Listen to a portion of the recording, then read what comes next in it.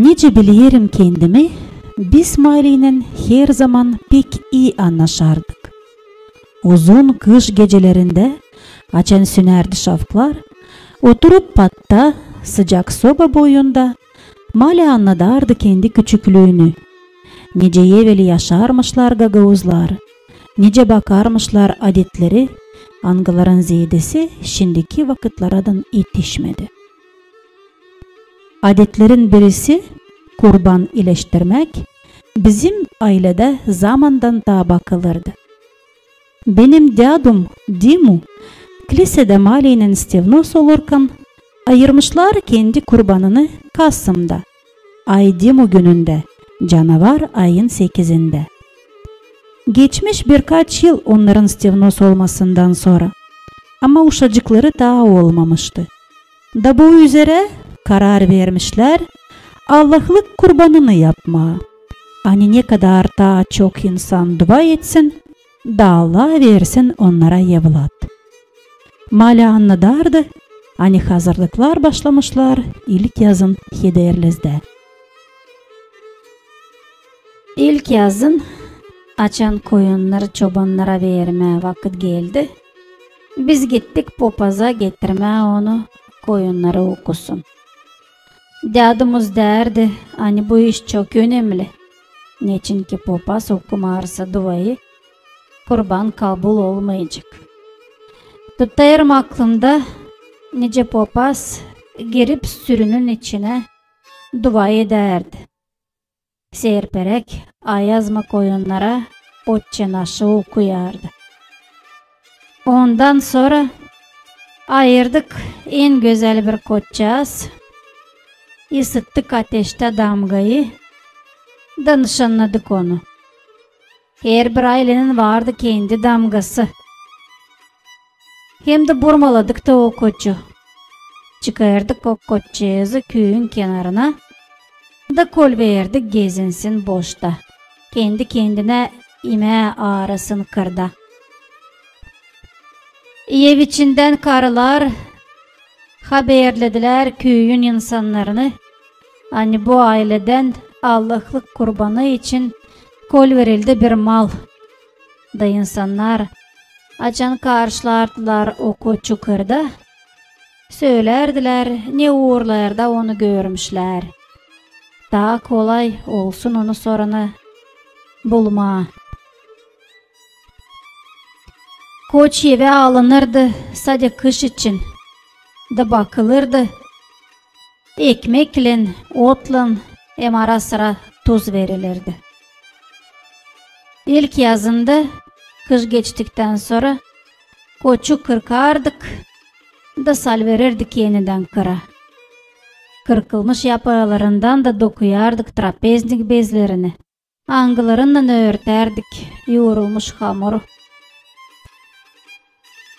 Allah'ın yardımıyla 3 yıl geçtikten sonra çekettirdik kurbana hazırlanmakları.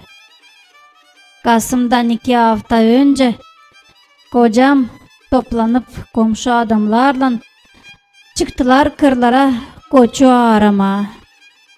Bilmeyelim nice ne soy ama yok da öyle oldu. Hani hayvan kaybelsin da onu bulamasınlar. Bezbelli Allah gerçekten koruyardı onu. Kasım'ın önünde 1-2 günleri hazırlardık hepsini kurbanlıkları. Bulguru, tuzu, oluyu, şarabı, daha başka malzemeleri. Alırdık koyardık onları sepede. Da giderdik kilise okutmaya. Da te geldi Kasım günü.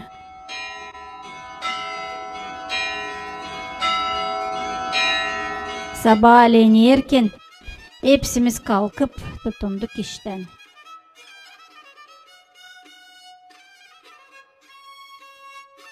Yıkadık koçun boynuzlarını, tırnaklarını.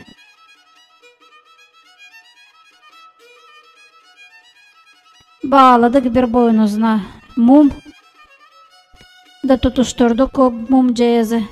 Öbür boynuzuna da astık basmacıkta çıkılı tuz.